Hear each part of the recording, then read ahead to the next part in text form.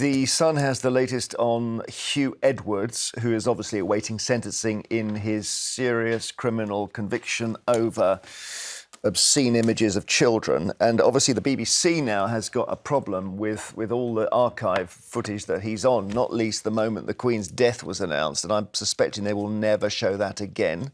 So they'll have to show the radio equivalent of that, which is the World at One broadcasting it. I mean, there's a Skyfall. I mean, he does pop up in movies, so he's there playing a newsreader in Skyfall. I don't know whether they would replace that, put somebody else in. But he's in Doctor Who, he's in all kinds of stuff. They'll just put a lock on the archive, I think. Wow. Yeah, I mean, the only images that really should matter in this story are the images of those children who are being abused, and I wish that that's where the focus lied in cracking down on this kind of organised crime and the people who participate in it. Well, no, the focus is on him because he committed the crime. Let's have a look at the mural in Llanelli. This is the artist spray painting over it. It's not very good. It's only a 10-second shot, but that was the picture of Huw. Good.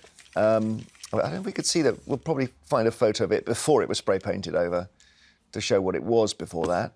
So, yeah, and there's been a plaque pulled off the wall somewhere in Cardiff. The guy's being vanished. Actually, just what you've referred to there, the announcement of the death of the Queen, that essentially being erased, sort of is the most... it sends a shiver completely down the spine, actually. Yeah. It's such a moment in our history, all we've ever known. He's appearing at court. Yeah.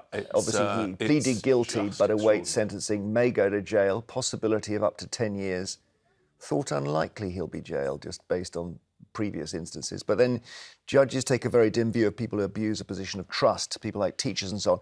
And he was he was at the head of some sort of school children thing in the BBC as well. Not only that, but he was the most trusted, as being the lead anchor for the BBC News, you know, the person who announced the death of the Queen, he was supposed to be the most trusted man in broadcast. He covered the Jimmy Savile saga, scandal. He covered stories like this, knowing all the while that people trusted in him whilst he was abusing his position. I think it's a disgrace. And I think it's shown itself on our streets in the past week as well, because people distrust mainstream news media, and partly as a result of this story. I did know him very well. I went to his 50th birthday. It must be quite traumatic. It's a very strange thing, but about a year ago, somebody who was his boss and my boss said to me, "Can you tell me why Huw Edwards hates you so much?"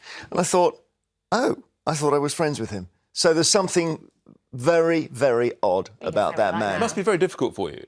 Is it a hard? long-standing work colleague, what you perceive as he's not somebody who was liked very much. He was tricky to deal with, and you knew that if you spent time with him, he would slag off at least 10 other people, and you then begun to realise that when he was spending time away from you, he was probably slating you as well. But that then raises serious questions about Nicola's point about if he's the most trusted person at the pinnacle of the BBC trust levels, how can that happen when people in the organisation knew what you've just said? Well, he was a bully, but he bullied upwards as well. I mean, I've never seen anyone so able to impose themselves on their own managers. It's a remarkable sort of heft.